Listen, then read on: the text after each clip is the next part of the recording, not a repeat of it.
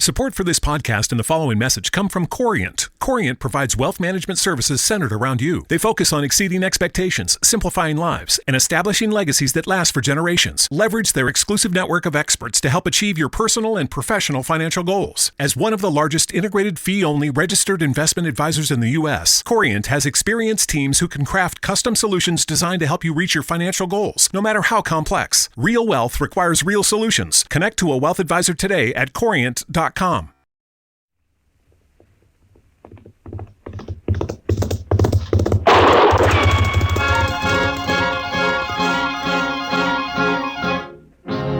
Around Dodge City and in the territory on west, there's just one way to handle the killers and the spoilers, and that's with a U.S. Marshal and the smell of Gunsmoke.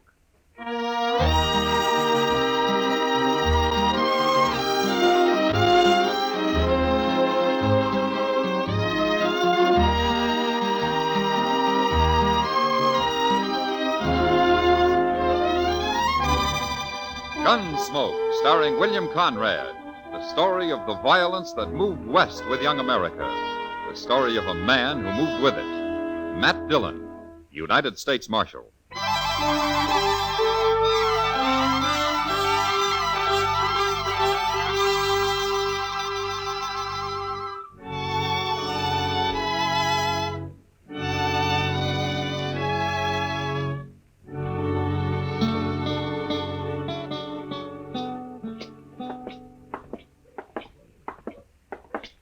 Mr. Dillon, would you mind stopping at the Alfraganza here for a minute?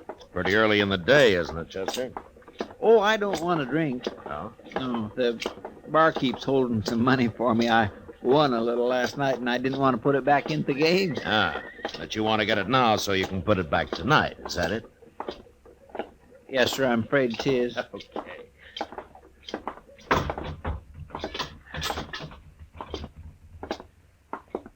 Mike? Come for your money, Chester? Yep. Hello there, Marshal Dillon. How are you, Mike? Well, here you are, Chester. 3, 4, 5, 6. Thanks, Mike. Here. Buy yourself a drink. Yeah, I sure will. See you tonight, Chester. Sure. Excuse me. Yeah. I heard the bartender call you Marshal Dillon. Well, that's right. I got something to tell you, Marshal. Go ahead. It's important. Okay. You're going to die, Marshal. Who are you, mister? Wilbur Hawkins. I'm a whiskey drummer. First time I've been to Dodge, though. I've worked around St. Louis till they sent me out here. Liked it better in St. Louis. There are lots of important people there. Wait a minute. What are you talking about? You're going to die, Marshal. I heard them saying so. You heard who saying so? Well, I don't know their names. It was dark, and they weren't there long. I didn't dare say anything, or they'd have known I was listening. And then, of course, I'd never heard of you till just now, that is. You're not making much sense, mister. Oh, it makes sense, all right. You see, I rode the Santa Fe out here from St. Louis, and one night I was all wrapped up trying to sleep, and these two men came by and stood there in the aisle. One gave the other $300. He said it was to kill Marshal Dillon, but he didn't say where. So, of course, I didn't know till just now. Is that all you know about it, Mr. Hawkins? Yeah, that's all, Marshal. I've done my duty now. I'll be going. Goodbye. Well, what do you make of that, Mr. Dillon? I don't know, Chester. He acts so crazy like I don't know whether to believe him or not. No. But I suppose we'll find out soon enough.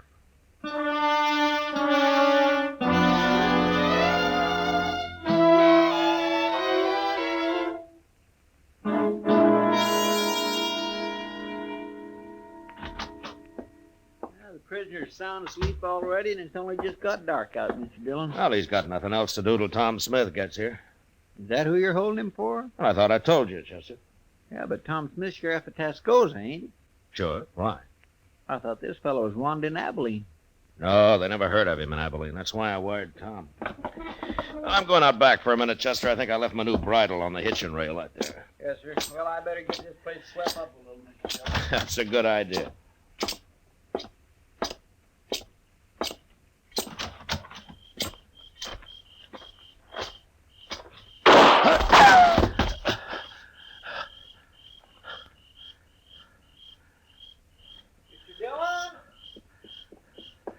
Stay there, Chester. Stay there.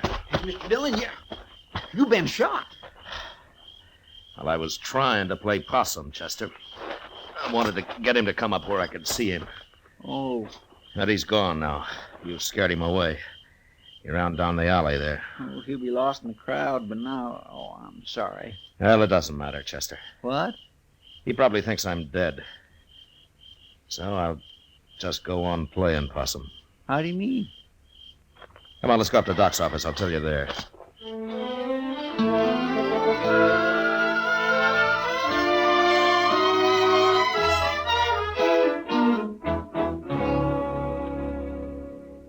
What'd you say that whiskey drummer's name is, Matt? Wilbur Hawkins, Doc, but you never heard of him. This is his first time in Dodge. Well, you think you'd have sense enough to have followed those two men to find out who they were? Yeah, he was probably scared to death, Doc. Yeah, and anyway, he kind of acts like he got hit by lightning somewhere. Even when he's standing still, he gives you the feeling that he's sort of walking sideways like a crab, if you know what I mean. No, I don't, but I'd sure think twice before asking you to explain, Chester. Well, what is it you have in mind to do now, Matt? Nothing, Doc. Nothing? No, Chester's going to do the work for a while. I'm just going to sit up here in your office and wait. Wait? Well, wait for what? Well, when Chester spreads the word around that I'm dead, whoever wants me that way is going to make his play. He'll come right out into the open and do whatever he's got planned.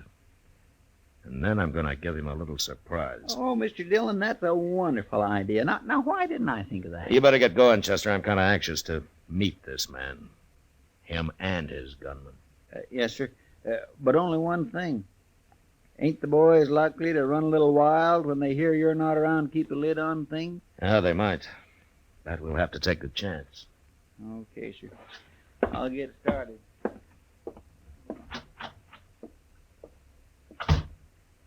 Well, I kind of think Chester's right, Matt. There's a lot of men in Dodge who are just waiting for an excuse like this. If it gets too bad, I'll just have to come to life again. Tell me something, Doc. What are you going to do to entertain me while I'm waiting up here, huh? Say, I never thought about that.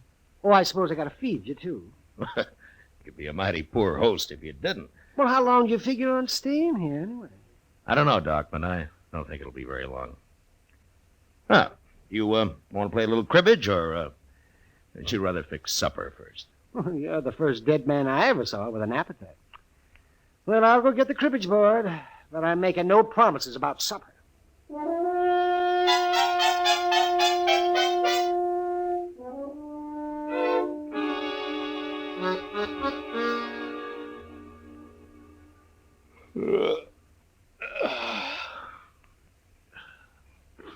Doc, what time's it getting to be? Let me see. Oh, it's nearly midnight, man. Yeah. How long are you going to wait up? Well, till something happens, I guess. Chester will let me know. Town seems quiet enough so far. Maybe nothing's going to happen. They didn't try to kill me just for the fun of it, Doc. No, I guess not, man.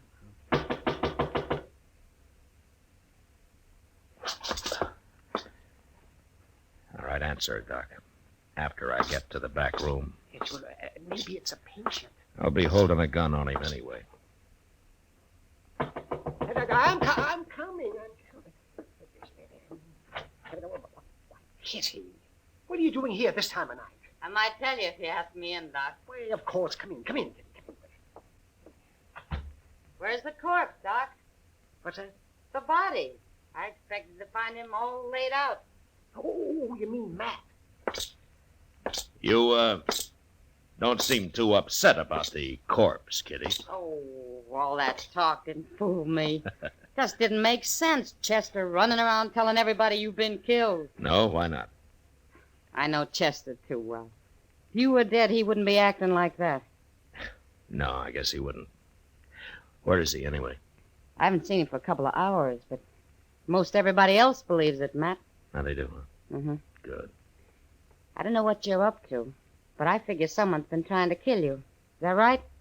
Yeah? Ambush, Kitty. That's not the way he's telling it, Matt. Not the way who's telling it. I never saw him before, but there's a man standing at the bar of the Texas Trail bragging about outdrawing you. You mean he's admitting he killed me? I kind of thought you'd like to know. That's him, Matt. This is what you've been waiting for. Is there anybody with him, Kitty? No, he's alone as far as I know.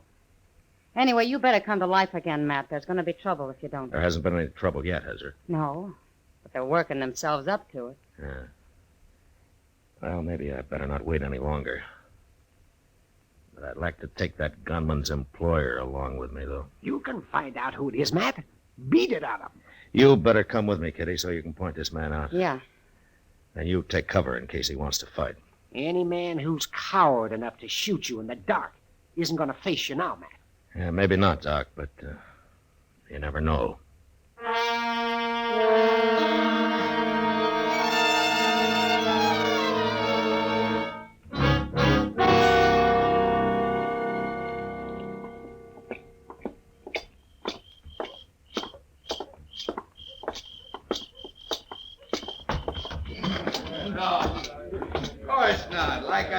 There he is, Matt. Tall fellow in a black hat. He's kind of drunk. Okay, Kitty. I was just waiting for You wait outside while I see how he's going to behave. Okay, Matt. Good luck. Thanks.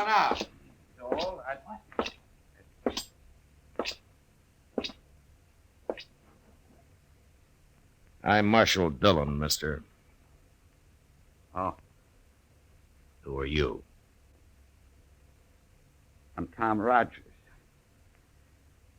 I thought you was dead, Marshal. I changed my mind. What do you want? You've been bragging about shooting me. Just talk, Marshal. I didn't mean nothing by it. I was just talking. Mm-hmm. Kind of dangerous talk, don't you think? Everybody said you was dead. Well, I was waiting for you to come out of your hole, Rogers. You know, I don't like getting ambushed. Marshal, I never even seen you before. I didn't ambush. All right, turn and face the bar while I take your gun. Go on. I ain't gonna try nothing. You got the wrong man, Marshal. Okay, you can turn around. You can't arrest a man just for talking. The jail's right across the street, Rogers. You lead the way. Well, it was just talk, I tell you. You can't prove nothing. Get going. Well, I swear I didn't try to kill you, Marshal. Straight ahead, Rogers. When we get there, you're going to do some more talking. I want to know who hired you. Nobody hired me. I ain't even got a job. Hey, Mr. Dillon, I want to tell... Mr. Dillon, what are you doing out here? Who's this fella? His name's Rogers, Chester. He's been bragging about shooting me. I was just having a little fun. I ain't no gunman. It doesn't take much of a gunman to try to ambush a man. But I didn't do it, Marshal. I heard him talking about it, and I don't know why I started saying I'd done it. Mr. Dillon? Yeah, what, Chester?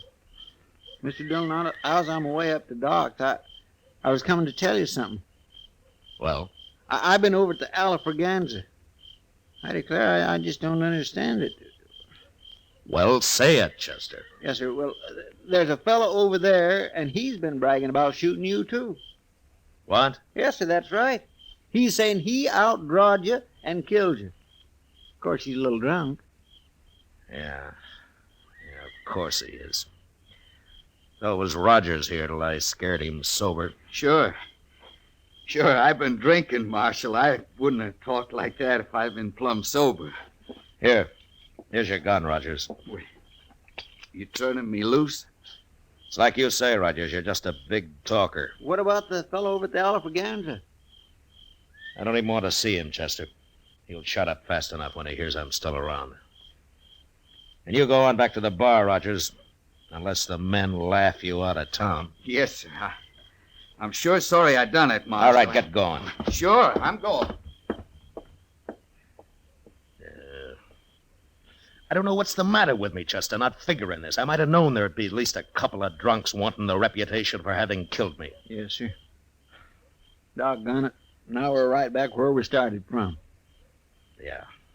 Hey, maybe that whiskey drummer was lying, too. No, you're forgetting I got shot at, Chester. And there's a man somewhere in Dodge still waiting to kill me.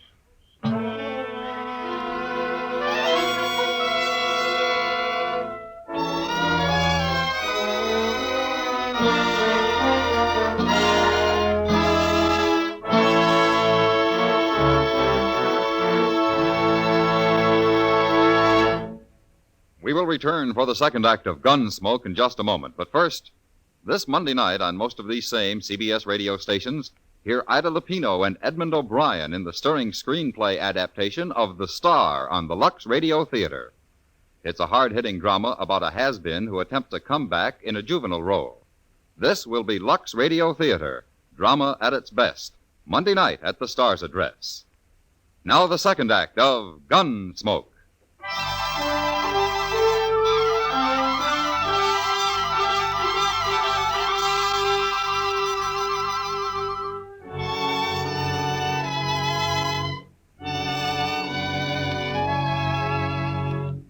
It wears a man down, living from day to day, waiting for a bullet in the back, and not knowing who to expect it from or when. Makes you feel kind of helpless. And before long, in spite of everything you try to do to stop it, you get kind of spooky. And you start shying at the most ordinary noise, especially if it comes from behind you. No way to stay alive, because this is the one time you need to be as calm and clear as you've ever been in your life. Well, I had a week of it, and nothing happened. Until Chester came into the office one day with a telegram from Sheriff Tom Smith at Tascosa. I thought I'd better get right over here at this, Mr. Dillon. Might be important. Now, you told me it was from Tom Smith, Chester. Yes, sir, it is. Well, if you know that, how come you don't know what the message is? Oh, well, I didn't read it too close, Mr. Dillon. Here. Thanks. He's coming for his prisoner. He'll be here on the stage. Day after tomorrow, the way I figure it. Now, anything else? What? Well, is that all it says here? Yes, sir, that's all. Well, there's just one thing you missed, Chester. What's that? The date it was sent. It got delayed somewhere along the line. Tom's due in today. He is? Yeah, what time is it?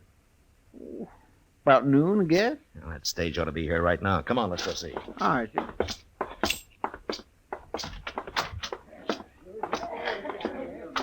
Well, there it is, Mr. Dillon. Must pulled in just a minute ago. I don't see no passengers, though. Well, that may be because they haven't got out yet, Chester. Here they come. Ain't that Tom Smith? Yeah, that's him. Who's that other fella? He looks kind of familiar. Now, that's Wilbur Hawkins, Chester, that little whiskey drummer. Oh, yes. Well, now, I've been wondering where he's been. Matt Dillon. Hello, Tom. Hey, how are you, Matt? Hello, Chester. Hello, Mr. Smith. Well, I'm sure glad that trip's over.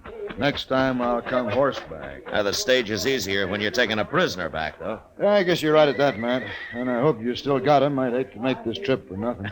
Oh, he's there. Anytime you want him. Hey, where's Wilbur Hawkins going? Ain't he even going to say hello? You know that little fellow? Oh, yeah, we know him. He told me he's staying at the Dodge house.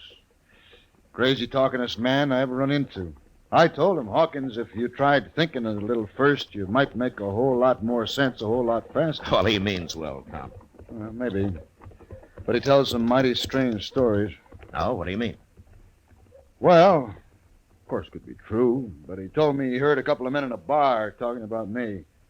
He didn't know who they meant till I introduced myself on the stage and he recognized my name. Well, what are you looking like that for, man? No. Go ahead, Tom. What did Hawkins hear? Well, he said this one fellow was going to give the other fellow $300 to shoot me. Ain't that the darndest thing? Yeah, that sure is. I don't know, Matt. There's a lot of men that'd like to kill me, but I don't believe they'd be standing around talking about it that way. I kind of think he made it all up. No, he didn't make it up, Tom. Not quite. Huh? You know something about this? You mean someone is out to shoot me? Yeah. Who? I'll tell you about it on the way over to the Dodge house.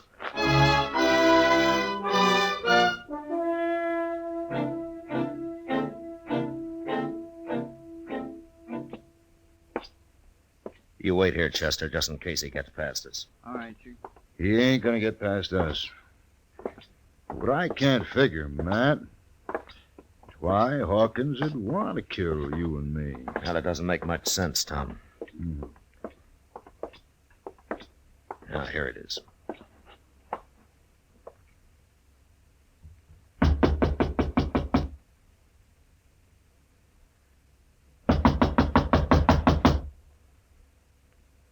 Who is it? It's Tom Smith and Matt Dillon, Hawkins. What are you doing here? We want to talk to you. Open up, Hawkins. Tom, get out of the way. Yeah.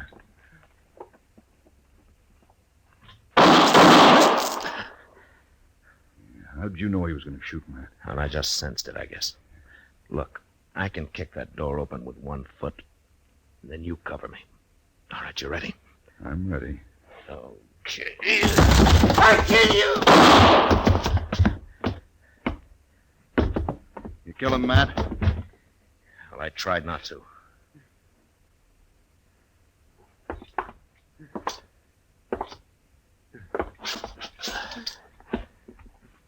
Hawkins, You hit me. Now, I'm going to die. I had to shoot Hawkins. But why did you want to kill us? Smith and me. A lot of people want to. I hear them saying. Nobody said nothing. You made all that up, Hawkins. You took a shot at me last week, didn't you, Hawkins? Didn't you? No, dying. I can't kill anybody now. Why? Why did you want to, Hawkins? Tell me. I killed other men. Important men. I told them about it first. And then I killed them. But why, Hawkins? I don't know. I had to. I had to do it. Die.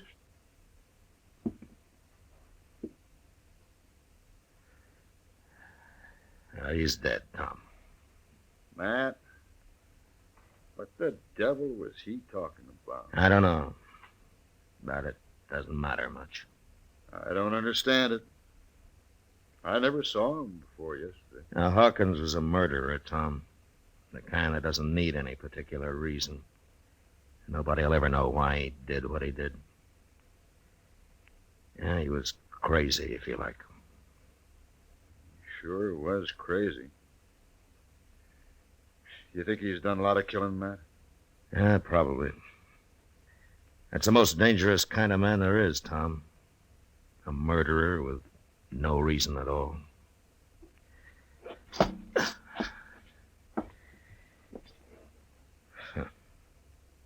Innocent-looking little whiskey drummer.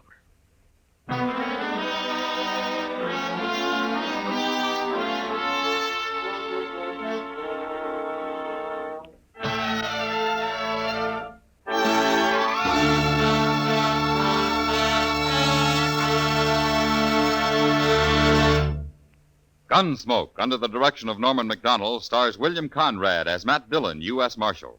Tonight's story was specially written for Gunsmoke by John Meston, with music composed and conducted by Rex Corey.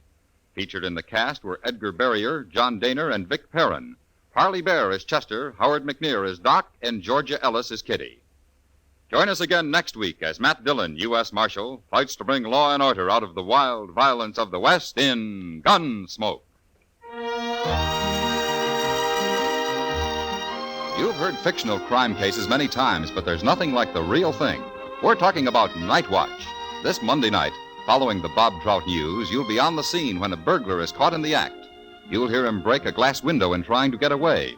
You'll hear the officers handcuff him and take him off to jail.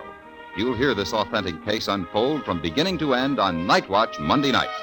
George Walsh speaking. John Lund, as yours truly, Johnny Dollar, brings you Colorful Mystery Tuesdays on the CBS Radio Network.